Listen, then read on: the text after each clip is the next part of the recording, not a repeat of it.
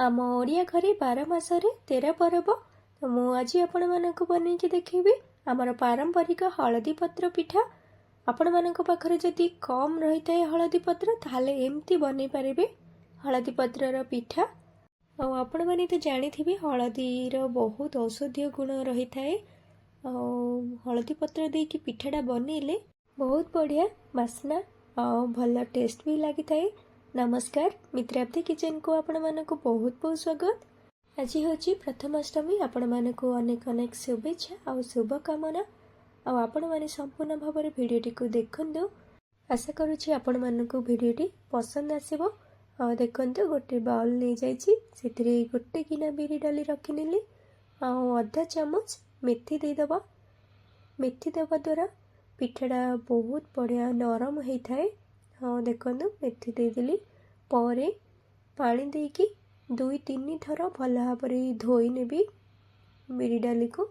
बिरी डाली रे जहाँ किसी गुंड सब लगी सब बाहर जीव। देखो भल भाव धोईकी आनी। एबे देदबा चूड़ा।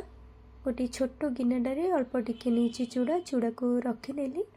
आम घरे तो प्रथमाष्टमी नाही, से मु चूड़ा एमती देइची खाइबापी तो बनई। आपण मैंने जदि चाहिए चूड़ा देविनी ताहले देविनी, नदेले चलो। किंतु चूड़ा देवा द्वारा पिठाटा टिके मिठालिया होगी बहुत बढ़िया टेस्ट लगी थाए। चूड़ा दे सारापर पानी देकी भल भाव धोई नेली।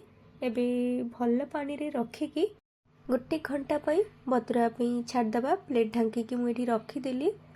गोटे घंटा पर प्लेट बाहर करनेली। देखंतु भल भाव बतुरे जाइए। बाटी नवा ये ग्राइंडर जार नहीं जाइए। जार सब रखिनेबी। आपण मैंने जिते बड़े भी इडली बनातु बिरी सहित चूड़ा अल्प टिके अल्प टिके मेथी देकी बेटरटा बन बहुत बढ़िया नरम बनिबो और स्वादिष्ट भी। देखते पानी देकी जार को ढाकुणी देकी कवर करनेली। एबे बाटी आनिबा। देखंतु पूरा चिकन करके बाटी नहीं एबे बाउल रे रखी नेली। और दर्शक बंधु आपण मानक वीडियो जदि भल लगे ताहले लाइक शेयर करंतु। और जे भी वीडियो को नुआ देखुचंदी चैनल को सब्सक्राइब कर दियंतु। बटा को तो सब बाउल रे रखी नेली। एबे देदबा सुजी। एटा होची चाउलर सुजी। चाउल को मिल रे एमती पूरा सुजी टाइप रो बना हेची और से सुजी को एमती दे दोची। आपण माने चाउल रे एमती सुजी भलिया करिकी बनेबे बहुत बढ़िया बनिबो। देखंतु गोटे गिना बिरी डाली तो नहीं, गोटे गिना पाई मुझे 2 गिना देदेली चाउलर सुजी देकी भल भाव मिसई नहीं। पूरा फुल हो गला बाउलटा तो बाहर कर नौची आ गोटे पात्र को। कहीं बेटरटा रहिले मु राति रे बनई थी बेटरटा आउ सकाळे इडली बनईबी तो फुल हो जाइए। जदि न बाहर करेंगे सी फुलिकी और बाहर पड़ जाव तो अधा एमती रखिनेली। इडली बेटरटा तो फुलिबो से प्लेट न ढांकी एमती गोटे पात्रटे ढांकी रखिनेली। आपण मैंने ध्यान रखिए इडली जदि आपण मानक राति बनइबार थी सकाळु इडली बेटर रेडी करके रखिए।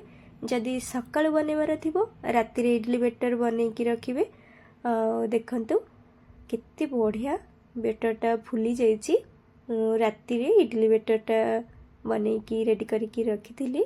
एबे पूरा बनै नबा इडली पाई। तो देखो गैस ऑन करके टावा बसई नहीं।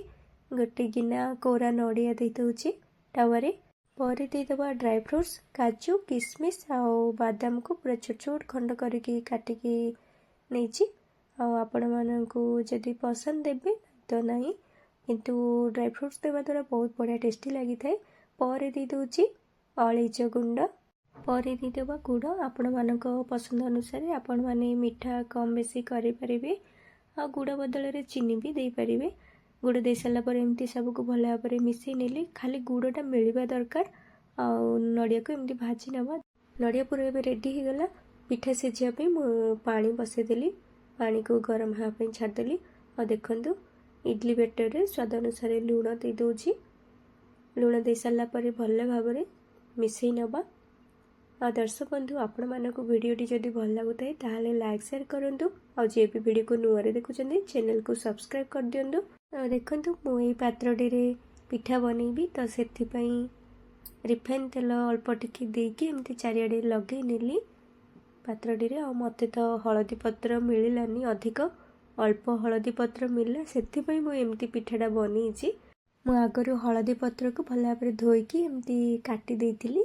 तो कटा हळदी पत्र को एमती देइदिली से पात्र रे दे साला परे इडली बैटर को एमती देइदिली।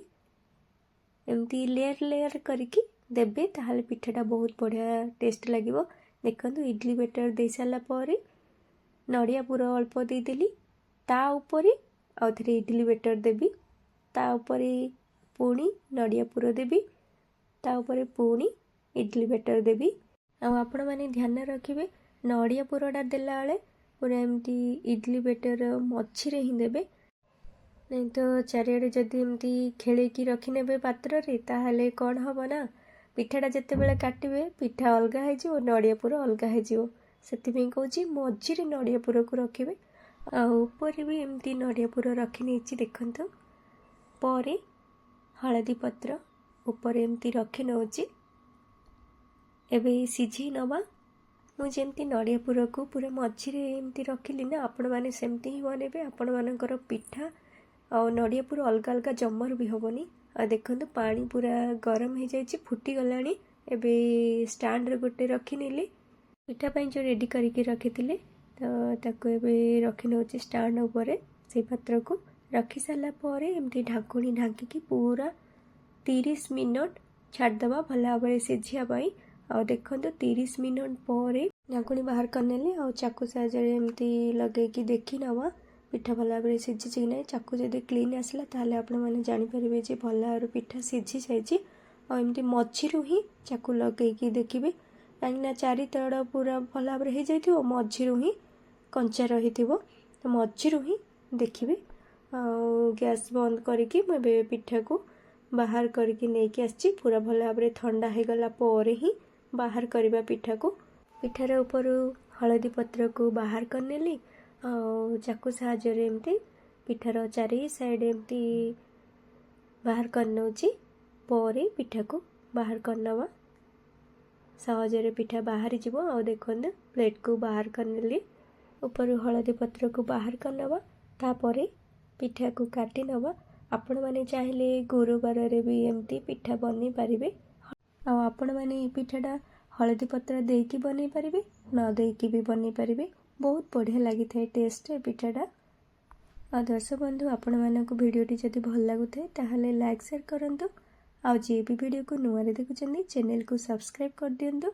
देखंतु सबू एमती छोट छोट पीस करके काटी नेछि पिठा को एबे प्लेट रे रखी नउछि खाइबा पई रेडी हो जाइछि। हमर पिठा सहित बुट डालीर चटनी बिना पियाज रसुन रे बुट डालीर चटनी बनैथिली। आपण माने चटनी सहित पिठा खाए बहुत बढ़िया लागिवो। आपण मानक वीडियोटी केमती लागिला कमेंट करके जणैबे। प्रथम रु शेष पर्यंत संपूर्ण भाव में वीडियोटी को देखिथिबारु आपण मानक बहुत बहुत धन्यवाद। जदि आपण मानक वीडियोटी भल लगी थाए ताहले लाइक शेयर करंतु और चैनल को सब्सक्राइब कर दियंतु। जे भी नुआ वीडियो को देखुचंदी सब्सक्राइब करने को जमार भी भूलिबेनी।